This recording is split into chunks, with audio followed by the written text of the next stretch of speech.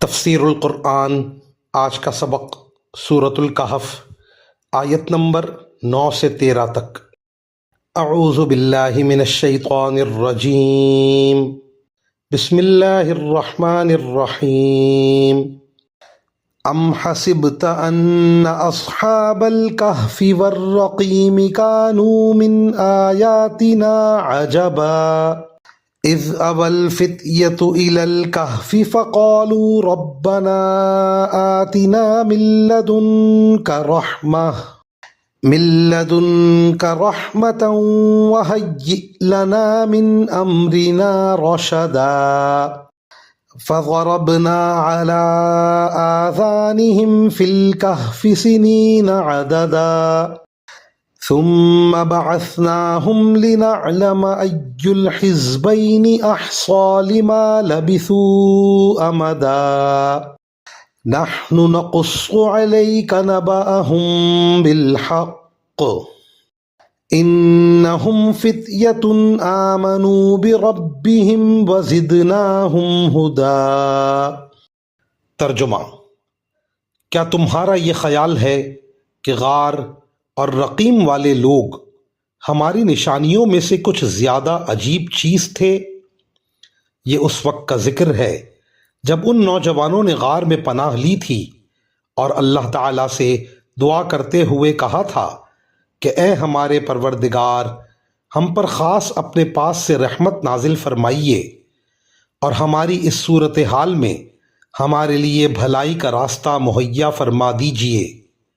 چنانچہ ہم نے ان کے کانوں کو تھپکی دے کر کئی سال تک ان کو غار میں سلائے رکھا، پھر ہم نے ان کو جگایا تاکہ یہ دیکھیں کہ ان کے دو گروہوں میں سے کون سا گروہ اپنے سوئے رہنے کی مدت کا زیادہ صحیح شمار کرتا ہے۔ ہم تمہارے سامنے ان کا واقعہ ٹھیک ٹھیک بیان کرتے ہیں۔ یہ کچھ نوجوان تھے جو اپنے پروردگار پر ایمان لائے تھے اور ہم نے ان کو ہدایت میں خوب ترقی دی تھی۔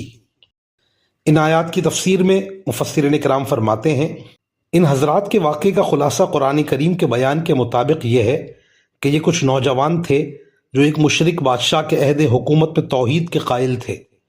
بادشاہ نے ان کو توحید پر ایمان رکھنے کی بنا پر پریشان کیا تو یہ حضرات شہر سے نکل کر ایک غار میں چھپ گئے تھے۔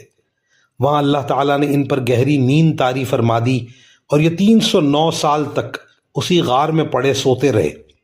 اللہ تعالیٰ نے اس نیند کے دوران اپنی قدرت کاملہ سے ان کی زندگی کو بھی سلامت رکھا اور ان کے جسم بھی گلنے سڑنے سے محفوظ رہے۔ 309 سال بعد ان کی آنکھ کھلی تو انہیں اندازہ نہیں تھا کہ وہ اتنی لمبی مدت تک سوتے رہے ہیں، لہٰذا ان کو بھوک محسوس ہوئی تو اپنے میں سے ایک صاحب کو کچھ کھانا خرید کر لانے کے لیے شہر بھیجا اور یہ ہدایت کی کہ احتیاط کے ساتھ شہر میں جائیں تاکہ ظالم بادشاہ کو پتہ نہ چل سکے۔ اللہ تعالیٰ کا کرنا ایسا ہوا کہ اس 300 سال کے عرصے میں وہ ظالم بادشاہ مرکھپ گیا تھا اور ایک نیک اور صحیح العقیدہ شخص بادشاہ بن چکا تھا۔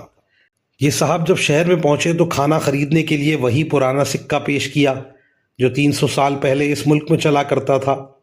دکاندار نے وہ پرانا سکہ دیکھا تو اس طرح یہ بات سامنے آئی کہ یہ حضرات صدیوں تک سوتے رہے تھے۔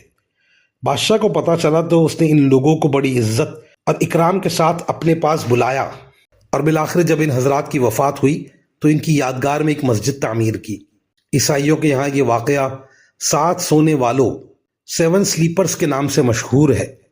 ان حضرات کو اصحاب الکہف غار والے کہنے کی وجہ تو ظاہر ہے کہ انہوں نے غار میں پناہ لی تھی، لیکن ان کو رقیم والے کیوں کہتے ہیں اس کے بارے میں مفسرین کی رائے مختلف ہیں۔